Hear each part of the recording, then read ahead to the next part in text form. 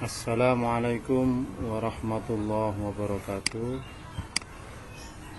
Anak-anakku sekalian, kita bertemu kembali di mata pelajaran sosiologi yang pada kesempatan kali ini kita akan membahas lanjutan materi sosiologi kita yang pada bab 1 yang lalu tentang konsep dasar sosiologi. Sekarang pada bab 2 ini kita akan bahas lanjutannya, yaitu masalah individu, kelompok, dan hubungan sosial. Nah, anakku sekalian, untuk menyingkat waktu langsung saja kita materi ini perlu kami sampaikan bahwa dalam bab 2 ini ada beberapa pokok bahasan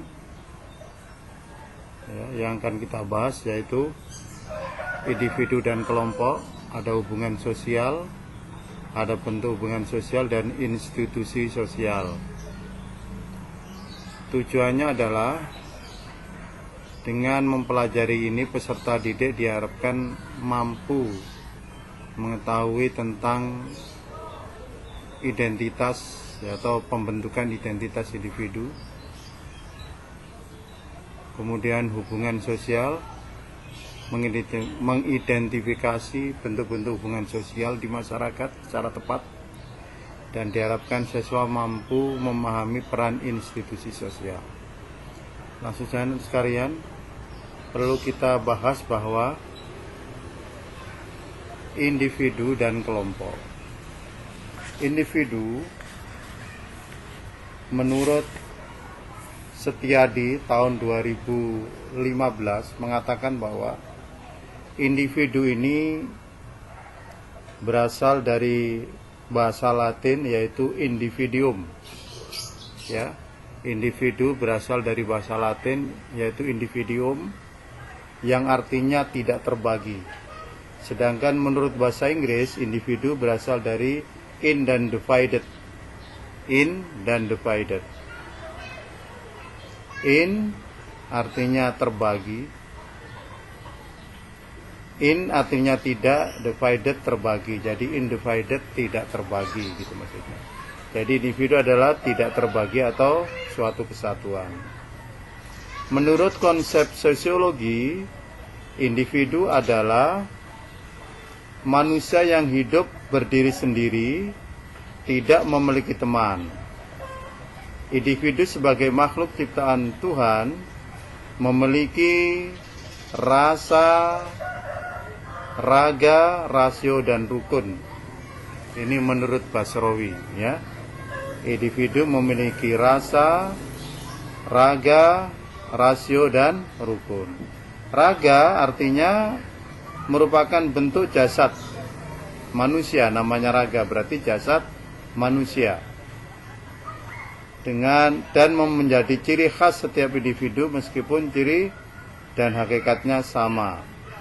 Rasa yaitu perasaan. Jadi manusia selain punya jasad, wujud jasmani, dia punya rasa yaitu perasaan. Setelah itu rasio. Rasio bagian dari manusia yang digunakan untuk mengembangkan diri. Kemudian terakhir adalah rukun. Rukun merupakan bentuk sosialisasi dengan sesama manusia dan hidup saling berdampingan, namanya rukun, ya. Itu. Jadi individu merupakan kesatuan yang terbatas, yaitu sebagai manusia perseorangan, bukan sebagai manusia secara keseluruhan. Tuh. Identitas individu itu seperti itu. Sekarang pembentukan kelompok. Dalam beberapa teori ada beberapa pengertian kelompok. Kelompok menurut beberapa pakar adalah sebagai berikut. Yang pertama, menurut Homan, kelompok adalah sejumlah individu yang berkomunikasi satu dengan lainnya dalam jangka waktu tertentu dan jumlahnya tidak terlalu banyak. Sedangkan menurut Ahmad Az-Ruki, kelompok adalah sejumlah orang yang berhubungan atau berinteraksi antara satu dengan lainnya yang secara psikologis sadar akan kehadiran yang lain dan menganggap diri mereka sebagai suatu kelompok. Menurut Joseph S. Rocket, suatu kelompok meliputi 2 atau lebih manusia. Di antara mereka terdapat beberapa pola interaksi yang dapat dipahami oleh para anggotanya atau orang lain secara keseluruhan. Terakhir, menurut Musafir Syarif, kelompok adalah kesatuan yang terdiri dari 2 atau lebih individu yang telah mengadakan interaksi sosial secara intensif dan teratur, sehingga di antara individu itu sudah terdapat pembagian tugas, struktur, dan norma membentuk. Jadi intinya kelompok adalah sekumpulan individu. Jadi namanya kelompok itu tidak tersendiri, sekumpulan individu yang jumlahnya lebih dari 1, maka bisa membentuk kelompok. Ya. Dengan cara apa? Dengan cara mengadakan interaksi. Interaksi itu hubungan anak-anak.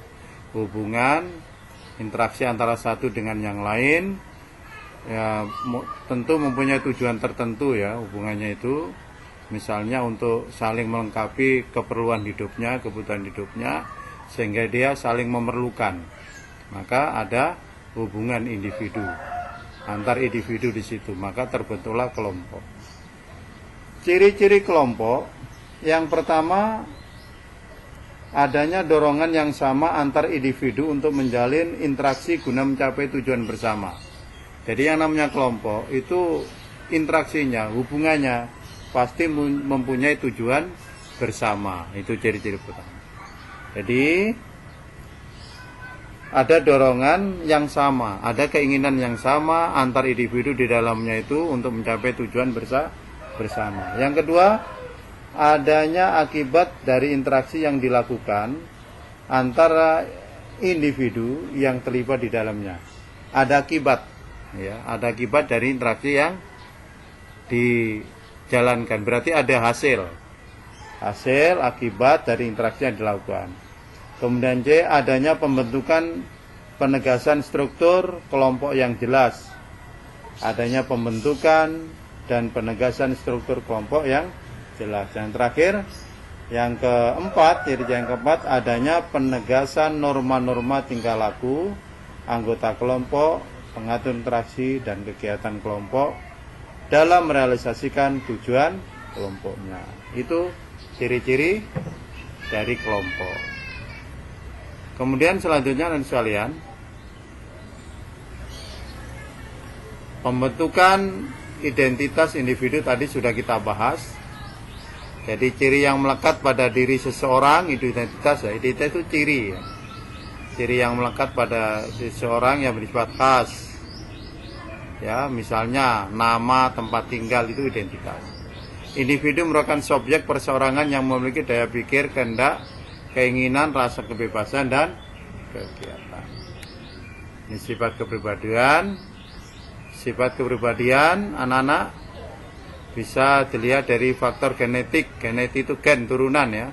Faktor pengalaman. Jadi kepribadian seseorang itu bisa dipengaruhi genetiknya, bisa dipengaruhi faktor pengalaman, bisa dipengaruhi kelompoknya, geografis, kebudayaan dan sebagainya, bisa membentuk pribadi seseorang. Ya, oke. Sebaliknya, kita lanjutkan ke kelompok. Oke, ini pembentukan identitas kelompok. Kelompok adalah merupakan sekumpulan individu, ya kan, yang berada di suatu tempat dan terbentuk antara atas dasar latar belakang serta tujuan tertentu. Artinya apa? Seorang membentuk kelompok itu karena memiliki tujuan bersama yang ingin dicapai secara bersama-sama, ya.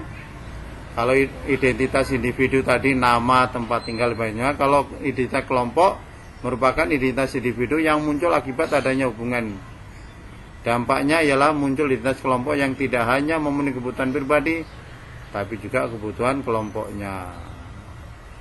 Faktor pendorong identitas kelompok, misalnya kreativitasnya, ideologi kelompok, status sosial, media massa, kesenangan. Konsekuensinya bisa ini grup, bisa out grup. Artinya bisa di dalam grup itu berkonsekuensinya, bisa juga berkonsekuensi di luar grup atau out grupnya. Oke, sebelum kita bahas ke hubungan sosial, maka baiknya saya lanjutkan penjelasan tentang jenis-jenis kelompok. Menurut sekalian, kelompok itu ada dua jenis, ada kelompok formal dan kelompok non formal.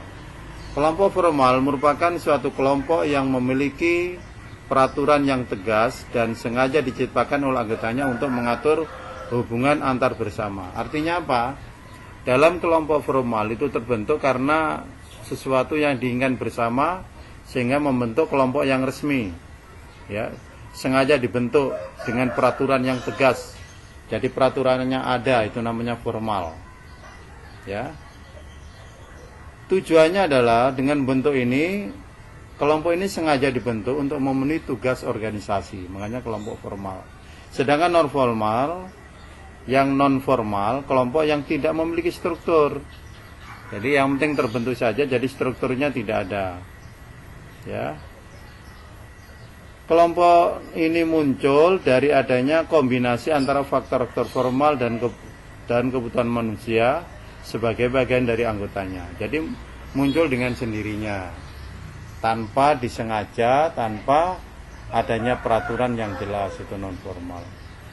Fungsi kelompok, secara umum fungsi kelompok adalah yang pertama untuk memenuhi kebutuhan manusia dengan melakukan sosialisasi dengan sesama, ya. Dapat mengurangi kesenjangan dalam lingkungan baru. Kelompok dapat menjadi identitas bagi individu, sarana untuk mendapatkan informasi, dan dapat menjalin kerjasama antar individu untuk mencapai tujuan bersama. Itu anak-anak sekalian. Oke.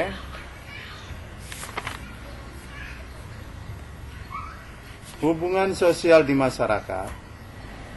Ini. Oke. Hubungan sosial adalah interaksi dan komunikasi yang dilakukan oleh individu dan kelompok dengan tujuan tertentu, ya kan?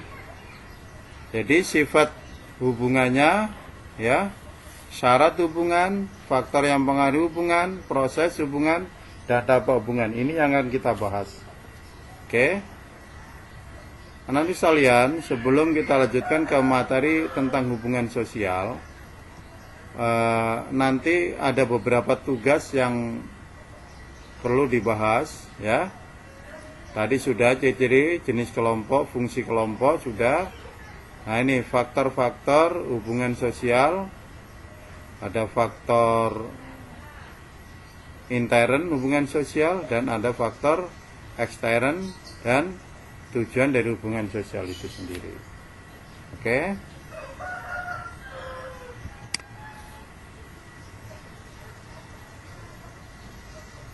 Oke. Faktor-faktor yang mempengaruhi hubungan sosial. Ada beberapa faktor anak-anak yang mempengaruhi hubungan sosial itu. Yang pertama adalah faktor intern atau faktor yang muncul dari dalam, ya, faktor yang muncul dari dalam. Faktor intern penyebab terjadinya hubungan sosial di masyarakat didorong dari diri sendiri, itu intern, makanya dari dalam diri kita sendiri. Yang pertama adalah apa itu? Yang pertama adalah adanya keinginan untuk meneruskan atau mengembangkan keturunan melalui perkawinan antara dua orang yang berlainan jenis saling tertarik dan terkasih.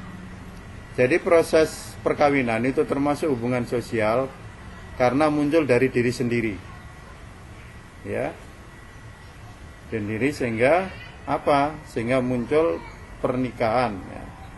Nah itulah yang mendorong seseorang untuk berhubungan sosial karena faktor dari dalam diri. Kenapa? Yang pertama adanya keinginan untuk meneruskan dan mengembangkan keturunan. Yang kedua adanya keinginan untuk memenuhi kebutuhan hidup, karena manusia membutuhkan bantuan orang lain. Artinya apa? Manusia dalam memenuhi kebutuhannya itu tidak bisa dipenuhi diri sendiri, dia perlu bantuan orang lain. Kemudian yang ketiga, adanya keinginan untuk mempertahankan hidup, terutama menghadapi serangan dari luar atau dari apapun.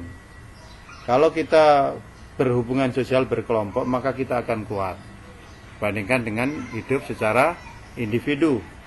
Makanya dengan adanya hubungan sosial, maka orang bisa berhubungan dengan yang lain, maka dia akan lebih kuat untuk menghadapi serangan dari manapun dan dari apapun.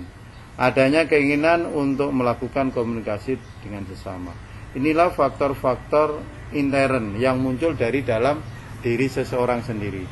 Yang kedua adalah faktor ekstern. Faktor ekstern adalah faktor yang terjadi dalam hubungan sosial ini dari luar, ya, dari luar pribadi seseorang. Contohnya apa? Misalnya simpati. Nah, seperti ini nih semua dalam slide ini adalah faktor ekstern. Adanya simpati. Simpati itu apa? Sikap ketertarikan kepada orang lain karena suatu hal. Contohnya, seorang anak mengikuti kegiatan sendratari karena simpati pada pelatihnya yang selalu menjadi juara. Nah, jadi merupakan sikap ketertarikan kepada orang lain karena suatu hal. Itu namanya simpati. Kita bersimpati, ya, tertarik dengan orang lain. Ada namanya motivasi. Motivasi adalah dorongan yang ada dalam diri seorang untuk yang menjadi dasar orang melakukan suatu perbuatan. Seseorang ini ingin melakukan sesuatu, itu pasti ada keinginan dari dalam. Itulah namanya motivasi. Ada empati, suatu rasa haru atau iba sebagai akibat tersentuh perasaannya dengan objek yang ada di hadapannya. Kita melihat seseorang, kita haru, itu iba, ingin membantu. Nah, itu empati. Ya. Karena apa kita empati? Karena tersentuh dengan akibat yang kita lihat, ya. Perasaan kita tersentuh, ingin iba, ya, kepada seorang, ya, membantu seorang, itu namanya empati. Kemudian ada imitasi. Imitasi merupakan suatu proses belajar dengan cara meniru atau mengikuti perilaku orang lain. Jadi kalau kita ingin meniru, hampir menyamai diri kita dengan orang lain, itu berarti namanya sifat imitasi. Ya, hubungan sosial yang berakibat imitasi. Ada sugesti. Sugesti adalah cara pemberian suatu pandangan atau pengaruh oleh seorang kepada orang lain dengan cara tertentu sehingga orang tersebut mengikuti pandangan atau pengaruh tersebut tanpa berpikir panjang. Artinya apa? Kita mensugesti, mempengaruhi seseorang sehingga orang itu bisa melakukan apa yang kita inginkan tanpa berpikir panjang. Itu namanya sugesti. Dan terakhir identifikasi. Identifikasi ini anak-anak. Dorongan seseorang untuk menjadikan dirinya identik sama dengan orang lain. Mengidentikan kita sama dengan orang lain. Itu namanya identifikasi. Itu adalah faktor-faktor yang mempengaruhi hubungan sosial baik dari dalam maupun dari luar. Terakhir, tujuan hubungan sosial, anak-anak. Tujuan hubungan sosial ini ada beberapa tujuan. Yang pertama, menjalin persahabatan. Yang kedua, menjalin hubungan usaha. Yang ketiga, mendiskusikan sebuah persoalan. Dan terakhir, melakukan kerjasama. Karena-karena sekalian, materi tentang individu, kelompok, dan hubungan sosial pada bab 2 ini kita akhiri pada pertemuan sampai di sini dulu. Nanti kita akan lanjutkan pada materi berikutnya, lanjutannya, ya.